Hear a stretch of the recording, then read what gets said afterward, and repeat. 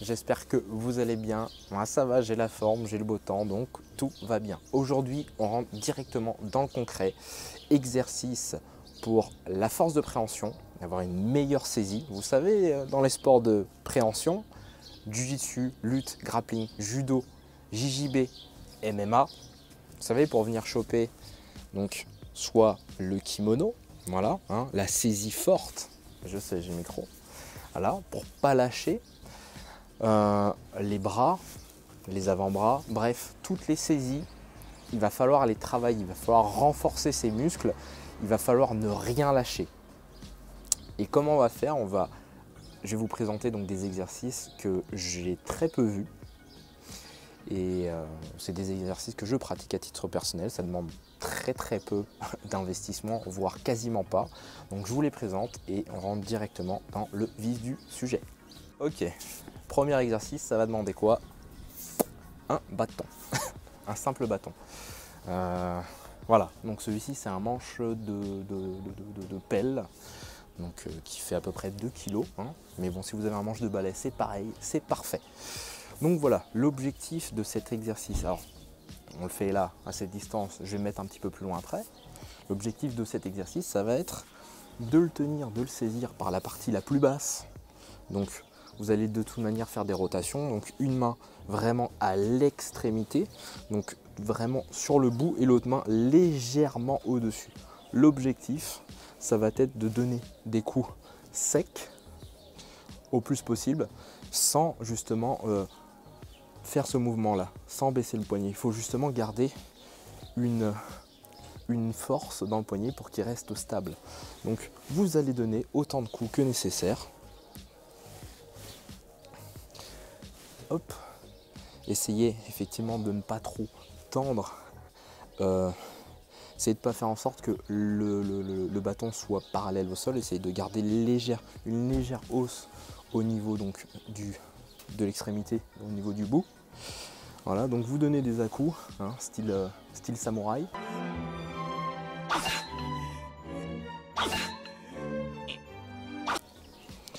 Et voilà, l'objectif, ça va être vraiment de souffler sur chaque à-coup, de se concentrer sur sa force de grip, au niveau du grip, de saisir très fort, de serrer et de conserver donc la force. Vous allez voir, cet exercice va essentiellement travailler les avant-bras.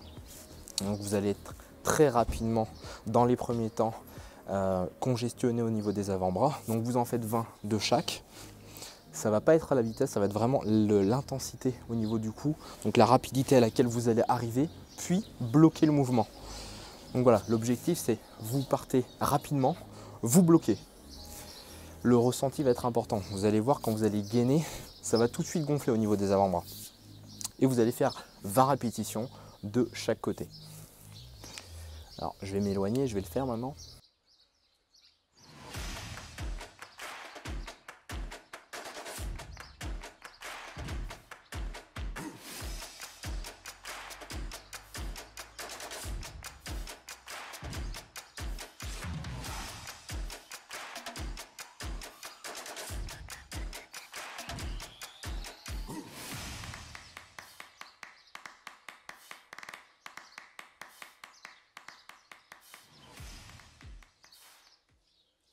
Ok, pour compliquer l'exercice, donc celui qu'on a vu au niveau de la saisie en mode samouraï, on va venir attacher un élastique et l'enrouler autour. Donc du coup, on passe sous le bras pour que ça soit plus simple, voilà. Et on va faire la même chose, sauf que cette fois-ci, on va essayer donc de l'abaisser et de conserver ça un petit peu. Voilà, vous comptez aller 3 secondes et vous relevez le plus lentement possible. On souffle bien et on est reparti. Voilà, là on va essayer de le descendre au maximum et on remonte et on contrôle toujours la montée. L'objectif, voilà, c'est vraiment de sentir son avant-bras se congestionner au maximum et d'essayer d'aller au maximum de répétitions possible. Enfin, vous faites une série de 10, vous changez de bras, vous faites un temps de repos et ainsi de suite. Donc voilà. Pour le compliquer, cet exercice, très simple. Si vous avez un long bâton comme moi, voilà, hop, vous le montez et voilà, c'est tout. Voilà. Et là, vous le mettez à la même hauteur. Et là, vous voyez, c'est tout de suite beaucoup plus compliqué. Mais pareil, l'exercice c'est le même. C'est de le descendre au maximum, de garder 3 secondes et de contrôler une fois que ça revient. Alors vous n'avez pas la même amplitude, mais ce qui est bien, c'est que vous allez travailler à des angles différents. Voilà. Donc très bon exercice, facile, hein, ça demande 2 accessoires, donc voilà, je vous le partage. Deuxième exercice au bâton. Alors là, on va utiliser une seule main, pareil, à l'extrémité. Et l'objectif, ça va être la même chose à une seule main. Donc là, le contrôle du mouvement très important. Là, ça va être vraiment le mouvement de la descente qu'il va falloir contrôler. Donc si c'est trop facile, ben, rajoutez des poids dessus. Ou alors prenez une barre plus lourde. Voilà, donc là la barre elle doit faire, je sais pas, peut-être 2,5, 3 kg. C'est suffisant. Il y a juste à faire plus de répétitions. Et puis si vraiment au bout d'un moment, voilà, si à partir de 10-15 répétitions vous sentez rien, effectivement là il faut rajouter du poids. En attendant, voilà, l'objectif ça va être de contrôler la descente. On voit ça tout de suite.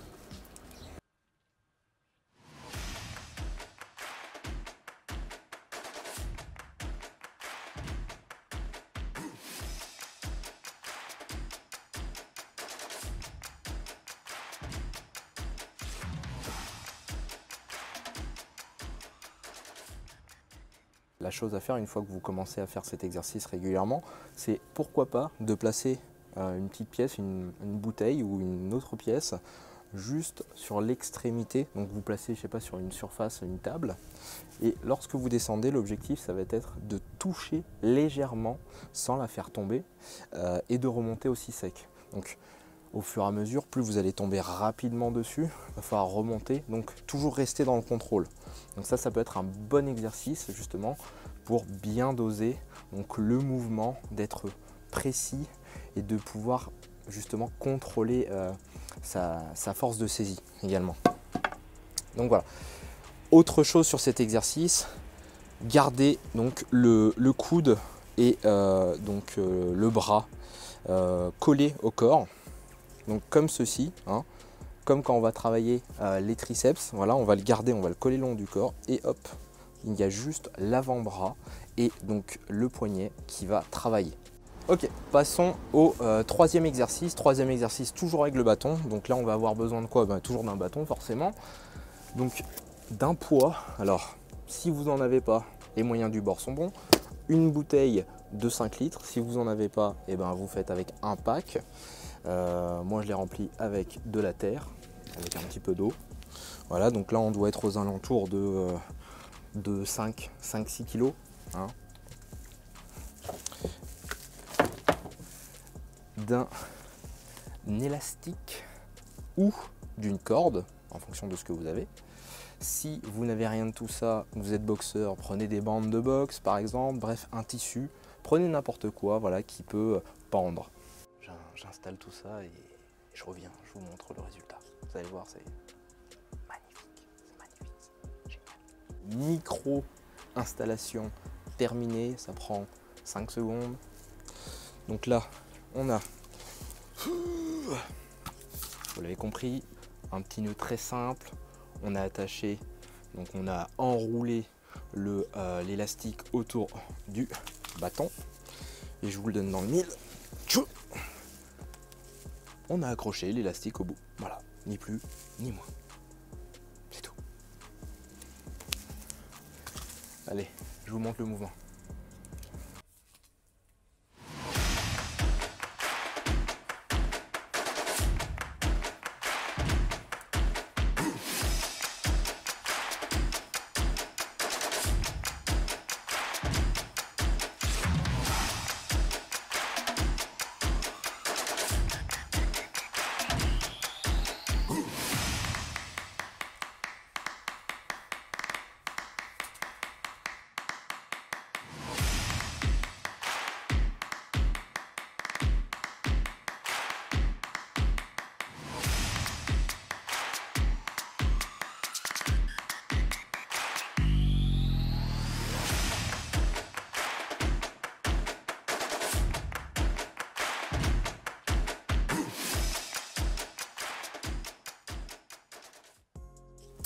Deux choses à savoir pour cet exercice, principalement. Mettez au plus possible les mains devant vous. Je sais, c'est pas évident. Ne verrouillez pas les coudes, laissez légèrement fléchis, voilà, pour avoir une bonne amplitude. Pourquoi? Parce que vous allez solliciter donc les muscles au niveau des épaules. Il faut savoir que lorsque vous êtes en grappling, en lutte, bref, vous avez très souvent les mains face à vous, au MMA également, pour faire la distance, même en boxe. Voilà, vous avez très souvent donc les bras hautes, et donc lors d'une compétition, lors d'un combat, il va falloir pouvoir les maintenir malgré la fatigue. Voilà, malgré la fatigue, il va falloir tenir ça. Donc c'est un très bon exercice pour garder ce mouvement, pour garder cet esprit et pour bien travailler donc toute cette zone. Voilà. Allez, j'ai perdu mon mot. C'est pas grave. Ok. Autre point, ça va être l'axe d'amélioration pour cet exercice. Alors il y en a pas mal en fait. Déjà, vous pouvez évidemment alourdir donc le poids, mais vous pouvez également élargir la dimension du grip. Alors soit directement avec la barre, ou soit vous pouvez acheter des grips qui sont déjà faits, donc des fat grips, voilà, comme on appelle ça, des fat grips. En général, on va utiliser ça pour les tractions, voilà, pour avoir une prise plus large et donc utiliser plus de force au niveau de la saisie. Vous pouvez aussi le faire maison, enrouler un tissu, une serviette, un torchon, bref, ce que vous avez sous la main, vous l'enroulez, ça fait une plus grosse prise. Ça sera d'autant plus compliqué. Donc voilà, l'axe d'amélioration. L'avantage d'avoir un gros bâton également, c'est que vous pouvez effectivement jouer sur la largeur de la saisie. Ça va vous travailler forcément différemment. Vous avez des choses qui sont déjà préconçues, que vous pouvez déjà acheter sur internet, Amazon, bref, tout ça. Ce sont des petits formats, voilà, c'est des petits formats. Alors, suffisant ou pas, bref, faites ce que vous voulez. Alors, dernier petit exercice. Donc celui-là, il est très simple. Il suffit simplement donc, de jouer sur son axe comme ça. L'objectif, c'est que la barre soit toujours parallèle au sol, de contrôler ses descentes et d'essayer de rester donc le plus droit possible. Vous allez voir, plus forcément votre bâton sera lourd, sera long également, plus l'exercice sera compliqué. De la même manière, pour complexifier l'exercice, vous pouvez avoir donc un bâton plus lourd ou alors utiliser des prises plus larges.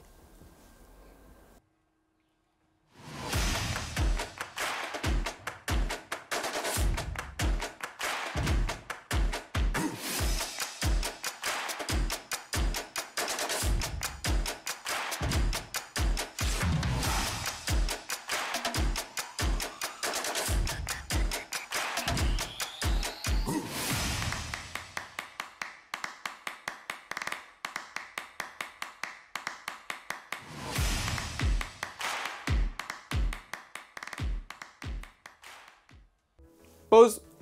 Je mets une petite pause dans la vidéo. Je voudrais vous parler de quelque chose. J'ai décidé qu'à chacune de mes vidéos techniques, et ce depuis déjà le début de mes vidéos techniques, j'allais vous proposer des guides sous format PDF, des guides pour traiter plus en profondeur, d'aller plus loin et de vous proposer plus de contenu. Typiquement, ce que vous allez retrouver dans mes guides, elles sont toutes en lien évidemment avec le contenu proposé dans mes vidéos, mais surtout ça vous permet bien de savoir quel est l'objectif de chaque entraînement, qu'est-ce que ça va vous apporter, d'avoir des variantes, des alternatives que vous pouvez également travailler et surtout d'avoir des modèles d'entraînement. Qu'est-ce que j'entends par modèle? J'entends qu'est-ce que vous devez faire, combien de répétitions et quels seront vos temps de repos. Voilà, donc si vous voulez en savoir plus, n'hésitez pas, elles sont toutes dans les descriptions de mes vidéos, dont celle-ci. Je vous invite à cliquer et à le télécharger gratuitement. Allez, nous, on reprend la vidéo. C'est la fin de cette vidéo. J'espère qu'elle vous a plu, que vous aurez appris des trucs intéressants et que pour certains d'entre vous, vous allez les remettre en application. Nous, on se retrouve dans une prochaine vidéo. N'oubliez pas, abonnez-vous, likez la vidéo, commentez-la, ça me ferait plaisir. Et à la prochaine. Entraînez-vous bien. Ciao.